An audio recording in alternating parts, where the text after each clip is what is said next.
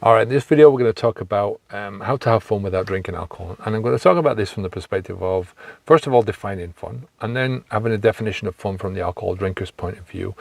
And then we're going to look at some of the things that you can do about this, right? How to live an enjoyable life without alcohol, how that can be achieved, how it can be accelerated, or how it can be really improved without alcohol and with little or no fuss.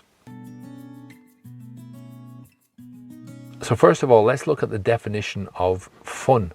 Definition of fun, according to, I'm not sure which dictionary I looked at with this one, was enjoyment, amusement, light-hearted pleasure. But fun is a very subjective thing. It depends on who you are, where you grew up, your culture, the people that are surrounding you, your friends, your family, all this kind of stuff influences what you think of as fun. Each individual is very unique, very individual. So your definition of fun is going to be very different to mine.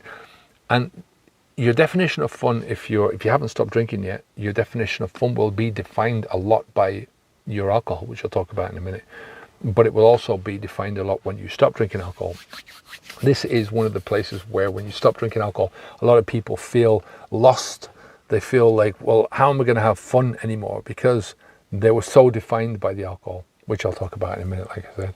But from this perspective, just understand that fun is something that you have to relearn once you stop, right? And that you have to grow into, and you will do if you give it the time, if you give it the chance. So let's look at alcohol defining fun. The more you drink, the more your emotions get tethered to the alcohol, right? And this, I'm just talking about alcohol as a tool. So you can talk about any other drug or any other way of doing things. If you are addicted to something and you're doing it over and over and over again, and everything starts to focus down that channel, then we're talking about the same things here, that you will eventually define, your fun will be defined by that area of your life. So your emotions we're talking about alcohol, so your emotions will become tethered to the alcohol. So that means that your idea of fun, your idea of happiness and enjoyment, the more you drink in those situations where you're having fun, the more that you will need to drink in order to get that fun, or the more you will associate alcohol with drinking, which is the same thing. And it's the same thing as well with your negative emotions. I used to drink a lot to get rid of my negative emotions, so you're pushing the emotions down, and then you're thinking to yourself, well, that's the only way I know how to deal with emotions. It's the only way I have been dealing with emotions for the last 10 or 15 or 20 years. And so how else am I going to deal with emotions? And then all these emotions get repressed. Then they pop up again once you stop drinking alcohol, which is another story. But it happens, and hopefully you're in a position to deal with them. But there are far better ways of dealing with your emotions than drinking alcohol. Let's put it like that. Now, it's the same with situations. Certain emotional situations get bound to the alcohol. So what I mean by that is birthdays and weddings, all celebrations and commiserations and all these kind of things that we do that have an emotional component to them, which is, why we're living. It's, the big things in life, when your kids graduate from college, when your kids celebrate their birthday, when you're going to a wedding, when you're doing all these things in life that are emotionally grabbing. If you are associating those situations with alcohol, then they will eventually become only associated with alcohol, and you will feel like you're missing out when you're not in these situations drinking alcohol. So eventually all of this, so the drinking, defining your emotions, the same with the emotional situations, alcohol starts to define your fun, because without the alcohol you can't enjoy these situations. You can't have fun without these things. And there's going to be a lot of denial about this, right? There's a lot of people are going to say, of course I can have fun without alcohol. If I wanted to stop now, I could stop and there'd be no problem. I would definitely enjoy myself without alcohol. But as I said, that's a denial process. Just as an offside here, as I've said in previous videos, we're coming to the end of the 100 videos in 100 days. It's been really fun doing them, but I've just got to dedicate myself to doing other things now, especially with Habits V2, where it's trying to fill out the site. We're doing another program over there as part of our platform. So we'll still be doing a video every Sunday for the foreseeable future, and we'll see how that pans out. But if you want a video a day, you can come over to Habits Feed too. We're always over there, and we do 2 videos a day in the first. If you're looking for support in the first few days of you stopping drinking alcohol, for the first 15 days of preparation and the first 30 days of stopping drinking, we've got 2 videos a day, one in the morning, one in the evening, and then a video a day for every day thereafter up until 1 year. And we've also got the community and everything else that surrounds that.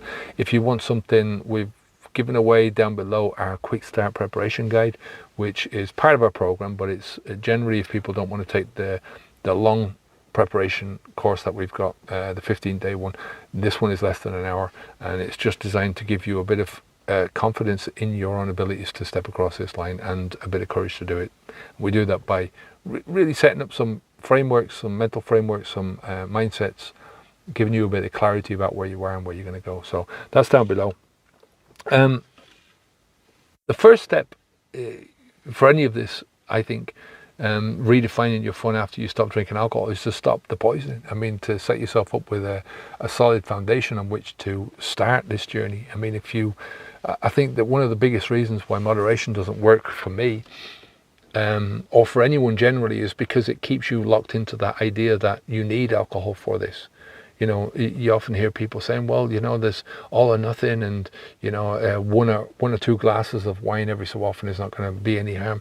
Well, you know, the best of luck with that.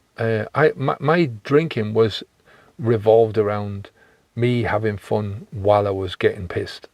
And that's basically it. And I was kidding myself, and I could kid myself saying, oh, the taste of this, the taste of that, the way this looks, this and that and the other about. I mean, we make excuses and we rationalize our drinking to a certain degree. And moderation is probably the biggest weapon that we use against ourselves, with that, in that perspective of a weapon against ourselves. In that we will never find fun outside of that, because we're continuously defining fun being something from the outside, that we need to put this thing into our bodies in order to have fun. It's the same problem that people have with cakes and chocolate. It's a similar problem, not the same, I think, but it's that same kind of a feeling that you know, you're not really having fun unless you're doing this thing, and it can be any behavior. So the first way of doing that is to eliminate that particular thing from your life, especially alcohol and especially drugs, because they are taking far more from you than they are ever giving you in perceived benefits. You know, it's not an easy step. You know, it depends on changing a lot of your underlying underpinning beliefs. It depends on changing a lot of your mindsets. It depends on altering your attitudes, a lot of the attitudes towards these things. You know, like I said, your beliefs and your mindsets towards alcohol. You've got to try and eliminate as many of those things as possible. One of the ways that I think that this is, we talked in the title about an easy formula. And when I'm talking about an easy formula, you want something that is very simple to use. And the one that I've come across a lot, and one that we use a lot, is called marginal gains. And this is where I think the rubber hits the road. And, you know, again, it needs thought, it needs work. But you basically break down everything that you can think of associated with the idea of fun, personal to you. Like I said, I started out with this saying that the idea of fun, the definition of fun, is subjective. So nobody can do this for you. People can help you in a generalized way, but specifically in your life, you're the one that has to do the work on this, because, like I say, you're the only one who understands yourself and your idea from that perspective. So ask, first of all, is this really fun? You know, is this really fun? Now, you know, this can be a difficult question. You know, am I deluding myself in this?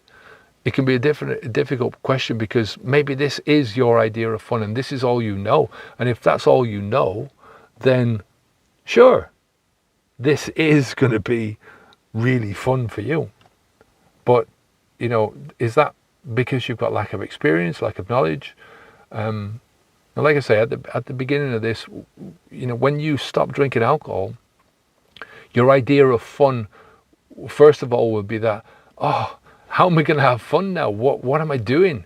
this is scary. Like I'm never going to have fun again, because your definition of fun was so pulled in by this, the gravity of alcohol, right? So you've got to get yourself out of that and then accept the discomfort where you are without alcohol, and then start improving yourself and working on yourself and working on your mindsets and all that kind of stuff. So with that, even if you've decided, well, yeah, this is my definition of fun, whatever you've got left after you've done these things, whatever you've got left after you've asked yourself, what is fun, and am I still deluding myself with these things, then think of what you need to do to have fun yourself. Again, this is going to be a subjective thing, and then break down your fun, or what you think is going to be fun, into steps, right? The smallest steps that you can think of. How am I going to get to this next spot? How am I going to get to the next spot? And then the final step is that you take a minute improvement in moving towards these things. So you say, well, I'm going to start improving myself by 1% a day. I'm going to explore fun. I'm going to research my own fun. I'm going to experiment a bit with what I consider to be what I think might be fun for me, and then just do a little bit every single day. And the math is, the math of this formula is that 1% per day, if you improve yourself by 1% per day, that equals 37 times better in 1 year. 37 times. That's the math. That's pretty good. So I'm going to end it here today. This is a generalized idea. I can't give you more than this in a video like this, because it's so short. I mean, this is a huge subject. It's a huge individual. There's so many different tools that you can use, that you can use to build up your idea of fun, that you can, a lot of this comes down to mindsets, and to, not just the definitions, but to how you think about things, how you think about yourself, what values you've got in your life, what principles you've got in your life. I look at my life from the perspective of trying to get to the best possible version of myself, right? And I like to think of that with the idea of a certain personal nobility in myself, right? Which is, you hold yourself up to a standard, you hold yourself up to a certain amount of values and principles, you have personal integrity about you, how you act in this life towards yourself and towards other people, that you are willing to sacrifice a certain amount for other people, if it goes towards what you think, right, and towards your values and your principles. But you also have to think selfishly in a certain perspective as well, because that is how you learn, that's how you improve, that's how you grow as an individual, is to look at yourself from that self-centered point of view. The only way you can do this, you can't do this, you can't grow yourself if you look at what's good for other people before you look at what's good for yourself. All right, I'm going to finish it up there for today. Just to reiterate some of the stuff that we're saying, that this is really a personal definition for you. It's a subjective thing to have fun, and you working on this is, it's something that you can only really work on when you understand what's going on inside. So there's a lot of work that has to be done. So this video is just the tip of the iceberg of what we can do, and the way we can talk about this, because I think, get into that, having fun experiences in your life. This is what it's all about. I understand things from the perspective of, we want to have meaning in life, we want to get to the best possible version of yourself, we want to work on ourselves, we want to grow. But without fun, that's what life is all about. Without fun experiences, so like I said, I could talk about this for weeks. We talk a lot about this in the program, because this is a big, just to have those positive emotions is a big part of life. It's what we do things for, to feel good, feel good emotions. And it's one of those things that turns people off in the beginning to even try to stop drinking alcohol, because even though their life has been reduced to only having fun with drinking, at least they are perceiving themselves as to still have fun, or they are still perceiving that alcohol from the perspective of having that benefit, right? And that's important. So when you take alcohol out of the equation, it's only really then that people see the implications of that. And as I've said, stopping drinking alcohol is a very ambiguous thing to do, because you've got both sides of this. You want to change, and you understand deep down that when you do make these changes, that the only way to move forwards and to make yourself into a better person is to really eliminate things like this from your life. But there's also that part of you that says, well, yeah, maybe I don't have to be the best possible version of myself. Maybe I can get to the 50% best possible version of myself. Now, when I look back on my own life, when I look back on it from the perspective of that balance between positive and negative emotions, it's only when you get outside of it and you get outside of your own behavior that you start to understand this, how you're on a slippery slope, but you don't realize it because it's not a big deep slope. It's a very narrow gradient. So you're sliding very slowly, but you are sliding downwards. And that's one of the most incipient things about alcohol, is that it's something that it takes a little bit from you every time that you drink, a small little bit, and you don't realize how that accumulates over time. And it's only when you step outside of it and you really get outside of it, and I'm talking about getting outside of it by, our aim in Habits V2 is to get people to 6 months first. Our aim is to get people to a year, right, where you're at that best possible version of yourself that you can get to, or as close to that as you can get within that year, right? And there's a lot of work that goes into that throughout the year. And it's a gradual process. Again, 1% gains. That's all we're talking about here. Small gains, and it's you're stitching those together over time. But at that 6 month point, our goal is to get you to the sense that you feel in yourself, I never want to drink alcohol again, and you believe that in yourself, right? And it's only when you can expel that past sense of need for an external chemical or something external to yourself in order to have fun, especially when that external thing is damaging, is destructive. So that's what we're trying to get to in 6 months, is that feeling of, I'm so happy I'm here. I'm so happy I took this program. And I'm at the stage now where I can happily say to myself, I'm never going to drink alcohol again, because my life has improved so much, so dramatically in a short 6 months. Now, think about where you're going to be in that 6 months if you don't stop drinking alcohol. It's only a smaller sliding scale. What we're teaching on the way up is mind-changing stuff. It's mind growth things. It's mindset changing.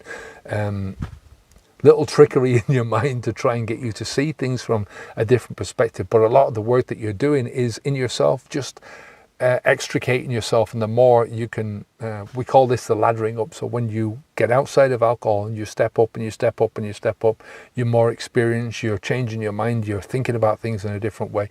You start to see your life from a different perspective. So it's all the work that you're doing inside of your own mind. All we're doing is guiding you and trying to give you ideas about maybe step this way or step that way. That's all we're trying to do.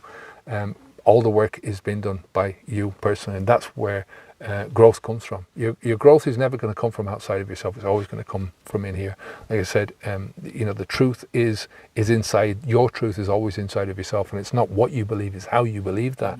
That's the most important thing in this journey. So I'm going to leave it there for today. If you haven't subscribed to the channel, please subscribe. If you like this video, give it a thumbs up. It really does help us, So take good care of yourself, and I will speak to you again in the next video. Onwards and upwards. Bye now.